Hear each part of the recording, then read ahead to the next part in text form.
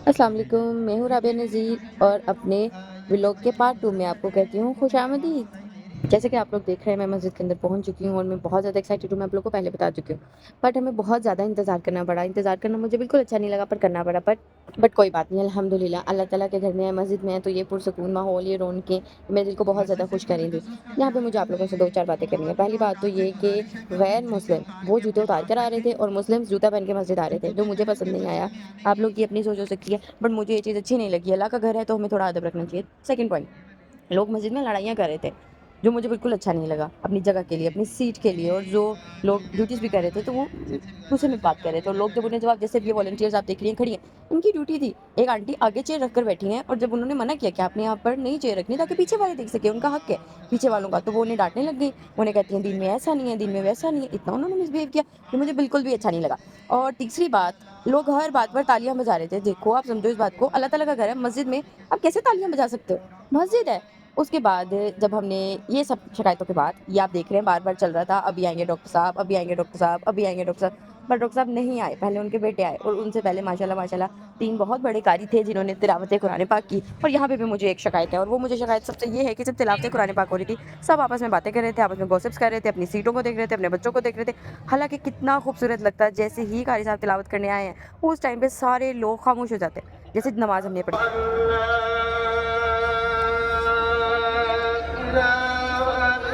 जमात के लिए हम खड़े हुए। जैसे ही नमाज़ का टाइम हुआ, कारी साहब ने जमात करवाई, वो इमाम साहब ने, उस टाइम पे इतना पुरसुकून माहौल था।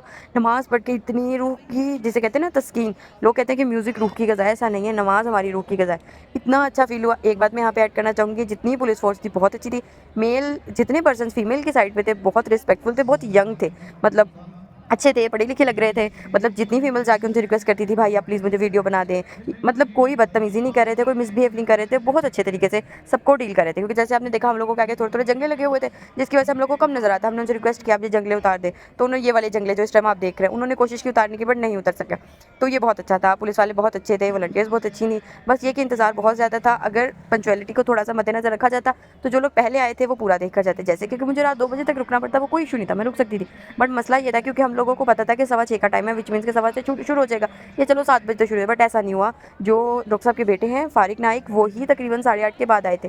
पहले उनका खिताब था, फिर उसके बाद डॉक्टर साहब का खिताब था। तो काफ़ी लोग जब डॉक्टर साहब आए, उन्हें देखा, आधी बात सुनी आधी नहीं। तो मुझे लगा कि कहीं ना कहीं गलत है, क्योंकि हम लोग बेसिकली इल्म लेने आए थे, बेसिकली हम लोग उनका नॉलेज लेने आए थे, क्योंकि हमारी मगफिरत का बाइस हमारे इल्म ने बनना है, हमारे अमल ने बनना है। डॉक्टर साहब हमें नहीं बख्शवा सकते। आप सल्लल्लाहु अलैहि वसल्लम ने फरमाया कि वो कोई इख्तियार नहीं रखते। तो फिर हमें फोकस ये होना चाहिए था कि हम लोग आए हैं, हम लोग इल्म की खातिर आए हैं। ये मुझे एक लायक फ़ील हुआ कि जैसे लोगों ने डॉक्टर साहब को देखा, वीडियोज़ बनाई, चली गई। और मैं खुद इसमें हूँ, क्योंकि हम लोग बहुत जल्दी गए हुए थे और हम लोग थक चुके थे, थक के बिल्कुल बस हो चुकी थी, जिसकी वजह से हम लोगों को आना पड़ गया। बरअक्स अगर थोड़ी सी पंक्चुअलिटी का ख्याल रखा जाता और अगर लेट टाइम था तो वही बताया जाता, तो हम उसी हिसाब से सब लोग आते, तो मुझे ऐसा लगता है कि ज़्यादा अच्छा हो सकता था। अब यहाँ पे आपकी बहन को लगी है भूख, यहाँ पे मैं जा रही हूँ अपने लिए खाने की, नहीं नहीं अभी भूख नहीं लगी, नहीं नहीं नहीं, अभी होने लगी है जमात माशाल्लाह से। यहाँ पे हमने पढ़ी जमात में नमाज, आप देख रही हैं सफ़े बनी है, कितना खूबसूरत मंजर है। ये है इस्लाम, एक तरफ मर्द हैं, एक तरफ औरतें, और सब अल्लाह की बात में खड़े हैं मस्जिद में।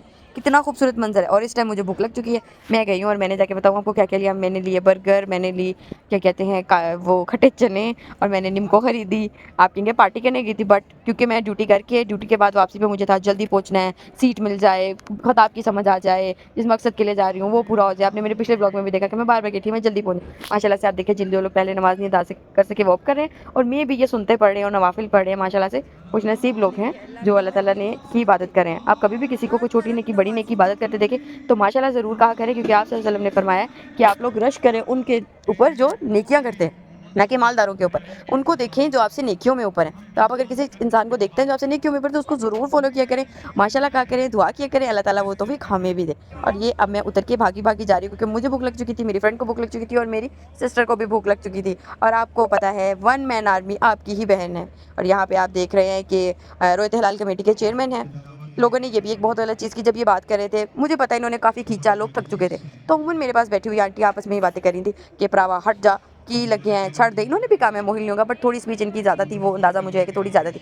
बट फिर भी लोगों को इस तरीके से नहीं कहना चाहिए था। तीसरी बात, फीमेल से मेरी बहुत ज़्यादा रिक्वेस्ट है कि देखिए, मर्द हमेशा जमात में जाके नमाज़ पढ़ते हैं, वो फिर भी इन चीज़ों का कुछ ख्याल रख लेते हैं। हम फीमेल्स बिल्कुल भूल जाते हैं। हमें पता होना चाहिए कि ये अल्लाह का घर है, हमें पता होना चाहिए कि ये मस्जिद है। वहाँ पर मैं एक जगह बैठी हूँ, तो पीछे से 2 लोगों ने मुझे ये बोला, अल्लाह माफ़ करे, मैं ग़ीबत नहीं करी, सिर्फ मैं आपको समझा रही हूँ, ऐसे ना किया करें, कि बस नहीं चलता, लोग गोदियों में बैठ जाए। मस्जिद है, आप मस्जिद को देखिए।